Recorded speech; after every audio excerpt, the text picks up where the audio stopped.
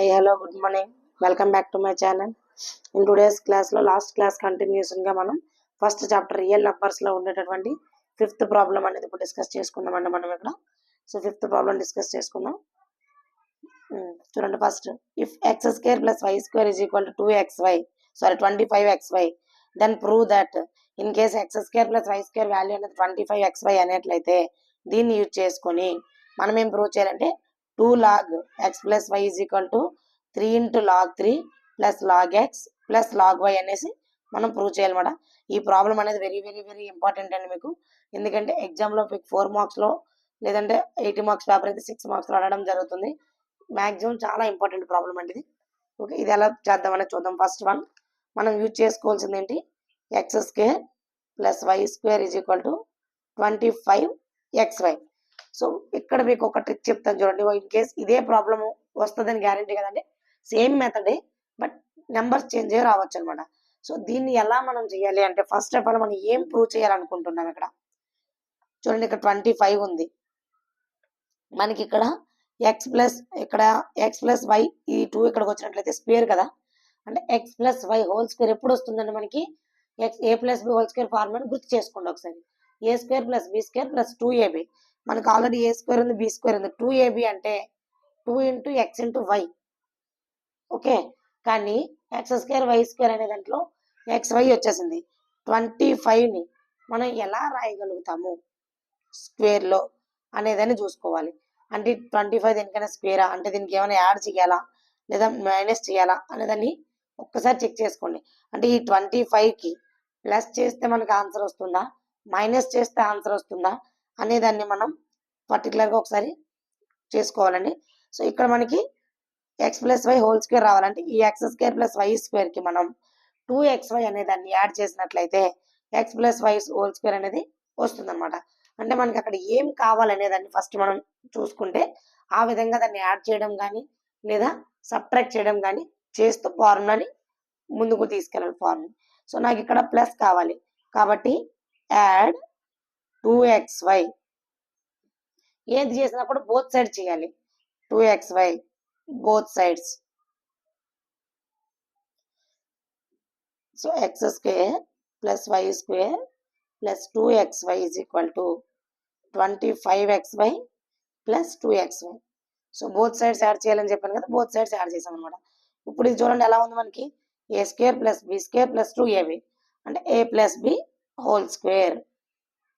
25 plus 2 27xy.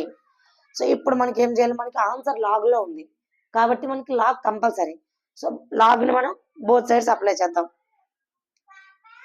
Apply log both sides. Both sides మనం log ని apply చేయాలన్నమాట. So log apply చేద్దాం. First log X plus why whole square is equal to log 27xy. Okay, ఇది చూడండి మనకి ఇక్కడ ఎలా ఉంది, పవర్ లో ఉంది కదా. సో అంటే log A power m is equal to m into log A. ఈ ఫార్ములాని ఇక్కడ యూజ్ చేసుకున్నట్లయితే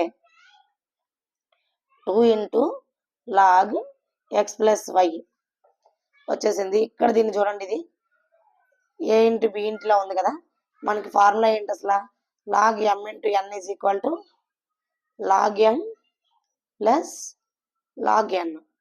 ఈ ఫార్ములాను మళ్ళీ రైట్ చేసుకుంటాం మనం.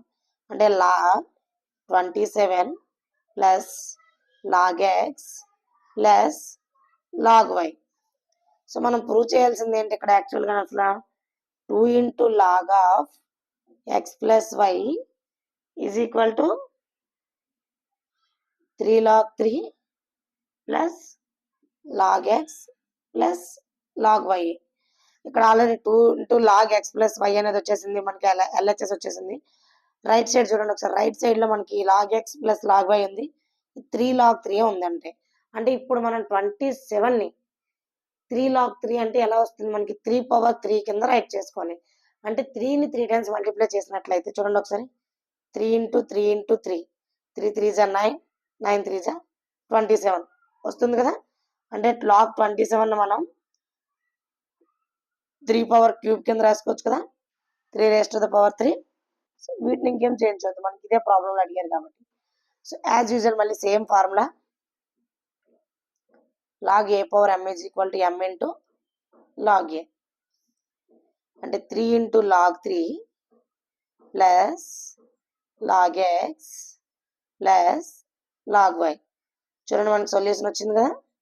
సో ఈ టైప్ ఆఫ్ ప్రాబ్లమ్ని వాడు ఏ విధంగా మనకి నెంబర్స్ చేంజ్ చేసి ఇచ్చినా కూడా చేసే ప్రొసీజర్ మాత్రం ఇదే. మనకి ఇక్కడ ఏం కావాలి, దీన్ని ప్లస్ చేయాలా మైనస్ చేయాలా, ఇది చూసుకుంటే చాలు. అంటే మనకి ఇచ్చిన ప్రాబ్లంకి మనం ఎడిషన్ చేస్తే మనకి ఇది వస్తుందా, సబ్ట్రాక్ట్ చేస్తే వస్తుందా అనేది ఒక్క పాయింట్ మనకి కానీ తెలిసినట్లయితే ఈ సమ్ను మనం చాలా ఈజీగా, దీన్ని ఎలాంటి నెంబర్స్ చేంజ్ చేసి ఇచ్చినా కూడా మనం ఈజీగా చేయగలుగుతాం. ఓకే, ఐ హోప్ అందరికి అర్థమైంది అనుకుంటున్నానండి. Thank you. నెక్స్ట్ వీడియోలో మనం 6th ప్రాబ్లం చెప్పుకుందాం.